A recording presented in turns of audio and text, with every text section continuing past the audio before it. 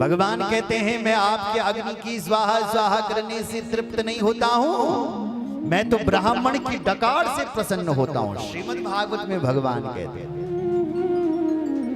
ना हम तथान्म यजमान विरविताने स्योचार कृत पुल्त हुत भुंग मुखेन ब्राह्मणस्य मुखतश्चरतो नुघासम तुष्टस्य वज्ञ निज तै निज कर्म पाकै। भगवान कहते हैं जब ब्राह्मण का मुख मावल घी का परांठा और रोटी जाती है जरा, ब्राह्मण देव जो तुम्हारे घर में घी वाला परांठा मालपुआ खाता है ना, और जब डकार लेता है सुनिया जरा, डकार से भगवान कहते मैं प्रसन्न हो जाता हूं, क्योंकि ब्राह्मण ही तो भगवान का प्रत्यक्ष मुख है। आजकल हमारी बड़ी सेवा हो रही है ऊपर प्रधान जी के यहाँ, ताली बजाओ।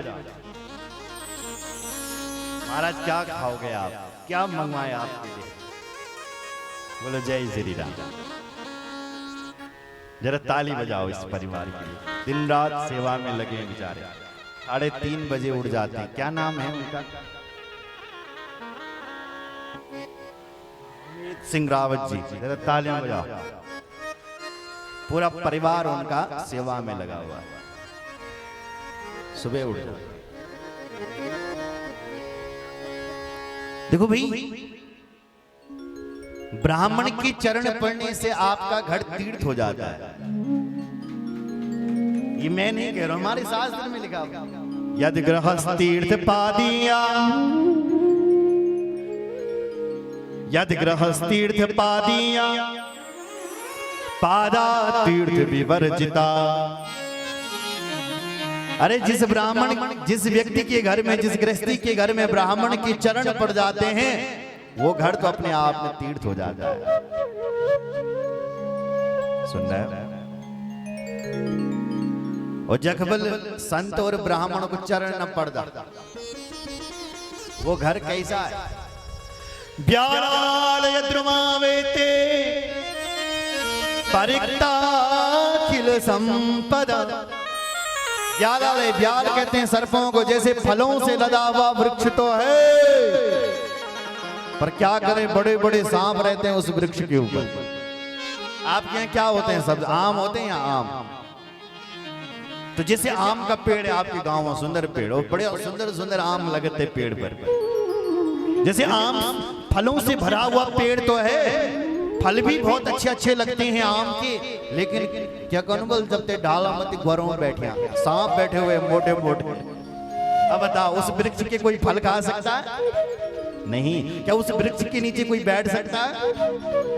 नहीं। किस मतलब का है वो वृक्ष? उसी प्रकार किस मतलब का है गृहस्थी का वो घर, जिस घर में संत और भगवंत चरण नहीं पड़े। घर तो वो है जहां महापुरुषों के चरण पड़ जाते हैं, फिर वो घर अपने आप में तीर्थ हो जाता है। बोलो भक्त वत्सल भगवान की जय। दूसरी, गुरु पूजा रतास तथा गुरुदेव पर श्रद्धा रखें।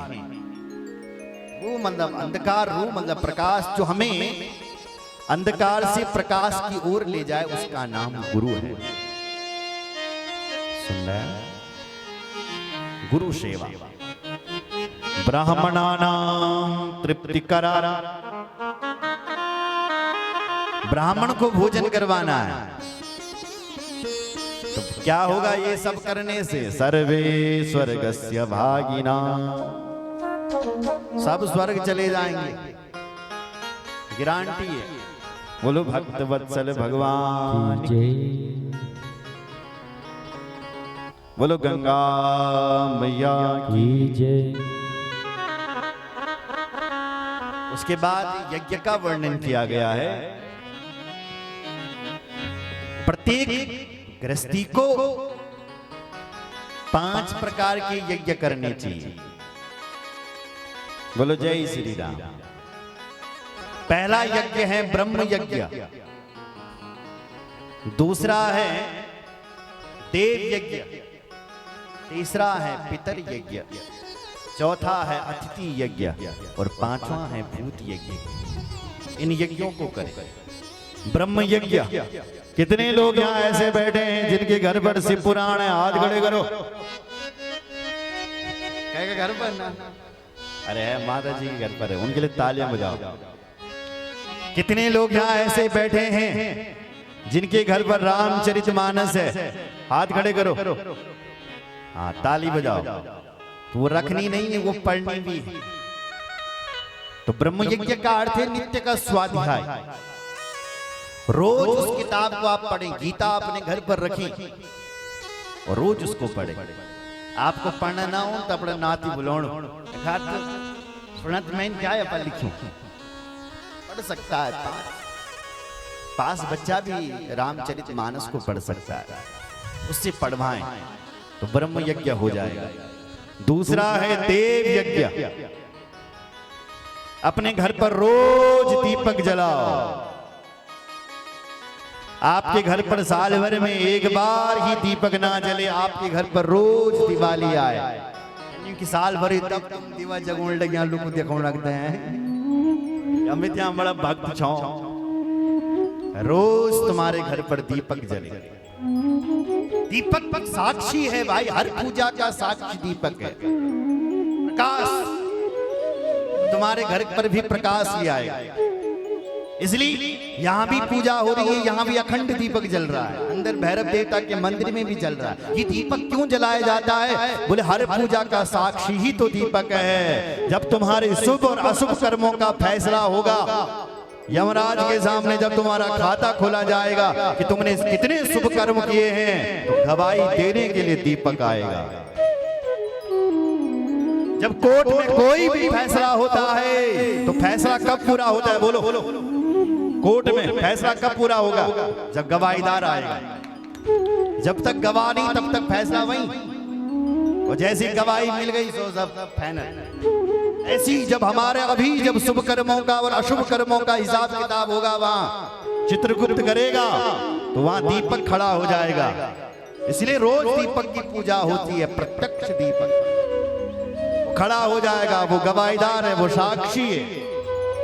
इसलिए अपने घर पर रोज दीपक जला। हम तो यहां तक कहते हैं जय परबल कट जा होगी ज्यादा और ना उतन लग्यूं कट जा, तो आप अपने घर पर 40 दिनों तक दीपक जलाओ, तुम्हारा कर्जा कम हो जाएगा।